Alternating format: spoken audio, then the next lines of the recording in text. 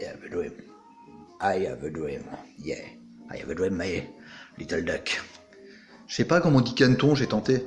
Et ouais, j'ai un rêve ce soir, c'est que l'école soit réellement publique. Elle est publique. Oui, elle est publique, mais en France, on a le droit de mettre ses enfants dans le privé. Les catholiques les plus nombreux le font depuis longtemps, et ils ne sont pas les seuls.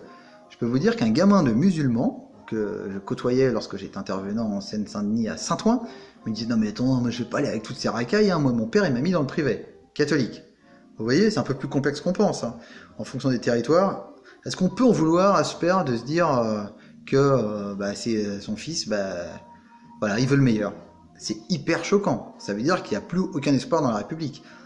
On continue. Les écoles coraniques, ça existe en France. Si. Alors attention, une école coranique n'est pas une école où on dit tu vas avoir de l'explosif et tu vas aller te faire péter au Bataclan. Non, mais c'est exactement comme les écoles juives et les écoles catholiques, je pèse mes mots.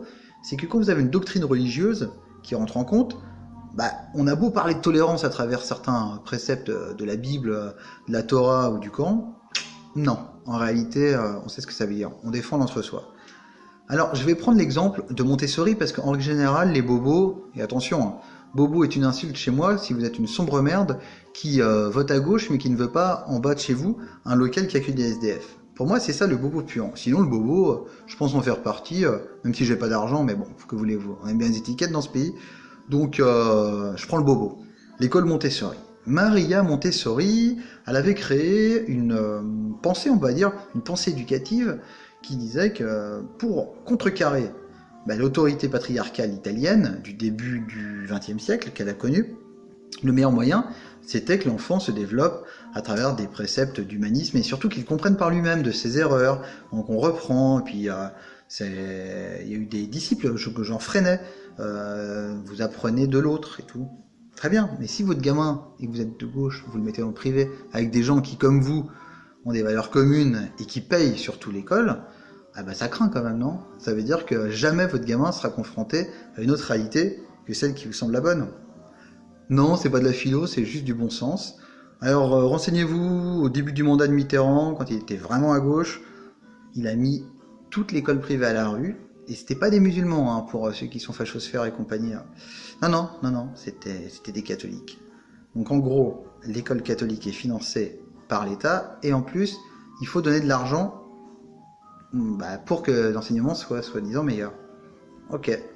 Renseignez-vous également sur la formation des enseignants. Les meilleurs profs sont dans le public. Ça, c'est facilement vérifiable. Voilà, j'ai un rêve, quoi. Mais je crois qu'il y a une réalité, puis il y a une autre réalité, c'est quand je suis allé au Liban, il y a 10 ans, donc ça remonte maintenant.